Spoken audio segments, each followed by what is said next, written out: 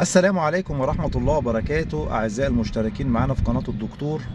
وإحنا في مرحلة الانتظار ديت حبيت أقول لكم على معلومة مهمة جدا جدا جدا.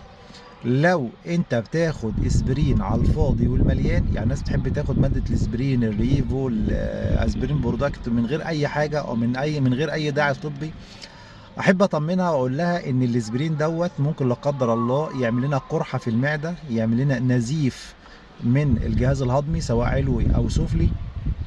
الاسبرين دوت لو انت مريض حساسيه صدر بيزود الانقباض بتاع الشعب الهوائيه، دخلنا في برونكوسبازم زياده ويزود الحساسيه بتاعه الصدر والتهابات الصدر.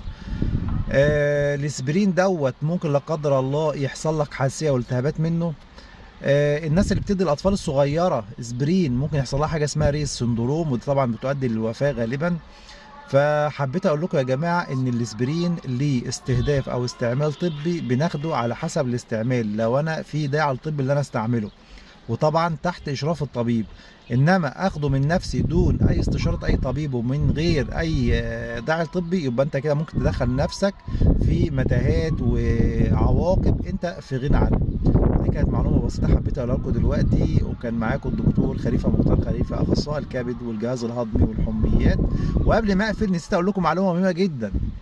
لو انا قاعد كده وواحد قريبي مثلا لا قدر الله اغمى عليه مره واحده، وشكينا اللي هو دخل في مشكله في المخ سواء جلطه او نزيف، طبعا الناس اول حاجه بتبدا تعملها اجري اجري اجري، او واحد مثلا حس بضعف في الجانب الايسر او الجانب الايمن من جسمه، في اي جانب من جسمه يعني، اجري يا جماعه اديله 4 حتى 3 حبات اسبرين ولا حاجه. انتوا كده من غير ما تعمل اشعه ولا اي حاجه خالص، انتوا كده ممكن تدخلوا المريض دوت لا قدر الله في غيبوبه شديده جدا. ليه؟ لان المريض دوت ممكن يكون عنده نزيف في المخ، انت كده بتديله اسبرين بتزود النزيف، وحصلت مع ناس كتير جدا، تلاقي الناس جايه وبعد ما نعمل اشعه المقطعيه تلاقي عنده نزيف في المخ. يا جماعه يا افاضل، دلوقتي ما عادش في مكان في مصر ما فيش اشعه مقطعيه جنب كل بيت تقريبا، فيا ريت قبل ما تديله الاسبرين هتاخد المريض دوت تروح تعمل له اشعه مقطعيه على المخ. طلع عنده جلطه هياخد ادويه السيوله وان شاء الله يفوق يبقى زي الفل.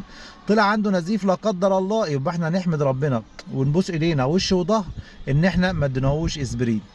خلي بالكم علشان دي معلومه مهمه جدا وناس كتير بتقع فيها، وكل يوم ما بيعديش شيفت في المستشفى الا بتيجي حاله زي كده يكونوا مدينها اسبرين عشان شاكين لهم جلطه وتطلع نزيف، والمريض يخش في نزيف زياده في المخ ويدخل في مشاكل كتير احنا كنا في غنى عنها. والسلام عليكم ورحمه الله وبركاته. كان معكم الدكتور خليفه مختار خليفه، اخصائي الكبد والجهاز الهضمي والحميات، ومع السلامه.